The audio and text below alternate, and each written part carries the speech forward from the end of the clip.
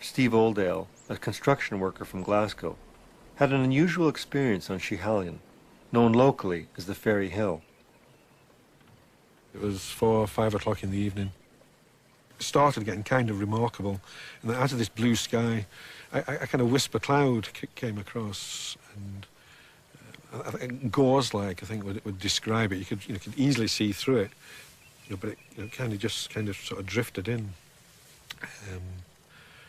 And so I was watching that, thinking, that's nice, enjoying the scenery, and a very small amount of dew vapour sort of came down from that. You could just see the sort of tiny drops. With the sun behind me, Schiehallion before me, it cast a rainbow sort of right over Schiehallion. I was like, yes, it's wonderful. I felt privileged to be there. I thought, this is good.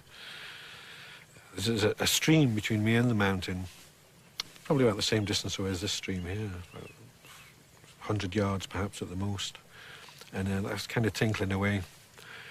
And I started to hear it as music, as, I suppose what you'd term as fairy music, kind of Irish harp music, or sort of some Scottish music of some kind, sort of stuff. And I was kind of almost enraptured, I suppose, thinking, what a lucky person I am, being here now.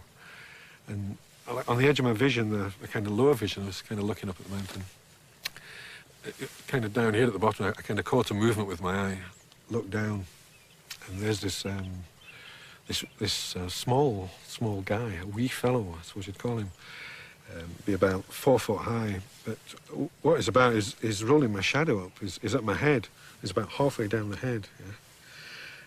It's kind of got it into a tube about so big. It's very business-like, rolling away at my head, and then kind of lower down. I saw it, he kind of looked at me, and then, his eyes dropped. My shadow's quite long, 40 yards or whatever, but, I could perceive that he kind of looked down at my feet. I looked down to my feet, and there was his female counterpart, a pair of silver shears, you wouldn't call them scissors really, sort of like sheep shears or something like that, old-fashioned things. And she's working away around my toe, sort of cutting the shadow off at my toe. My sensation was like, what? What's going on here? This is outrageous. I kind of looked back at him and kind of checked the scene out, and then I just sort of went, oi! It's just like that, oi.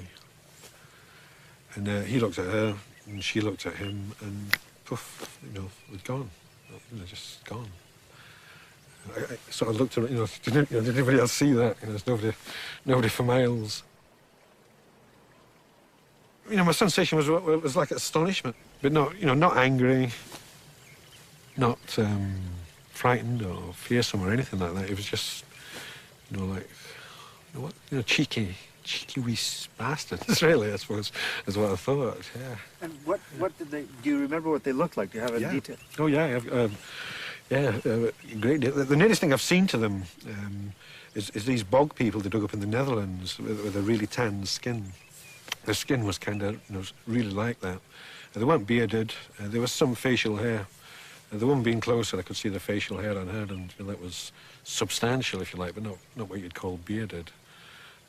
Filthy, I'm a builder, my hands get dirty, but these fingernails were, they were seriously in bad shape. You could do with a wash.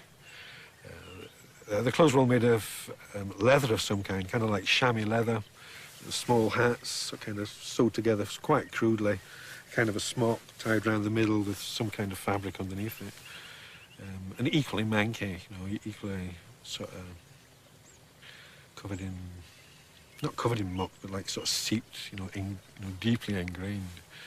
Yeah, as if they'd sort of come out of the bog. But they were dry, they weren't wet as if they'd come out of a bog, but, as if they'd been stained by a bog. The bog people that really sums them up for me, visually, even down to the wizened sort of skin.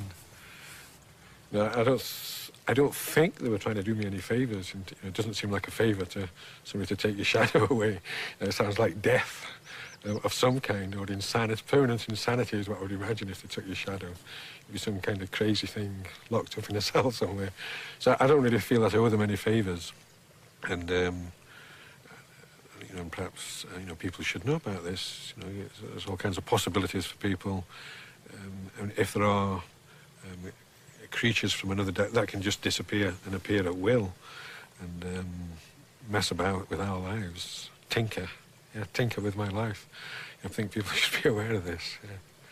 Yeah. Not that it seems to happen to many people, but it is a possibility. It is a possibility, and I don't think people should close their minds to it. Having said that, having my mind open to it, I've many times tried to recreate, the kind of feeling I've wandered through the hills in a lackadaisical fashion, waiting for something like this to happen again, but nothing. Yeah, drawn a blank every time. I've seen rainbows, I've heard streams, but I've never heard, like that music. I've never seen a cloud appear from out of a blue sky from nowhere, and produce a rainbow to entrance me. But I would like it to happen again. Yeah. I'd like some more, like encounter, just to see what they're about.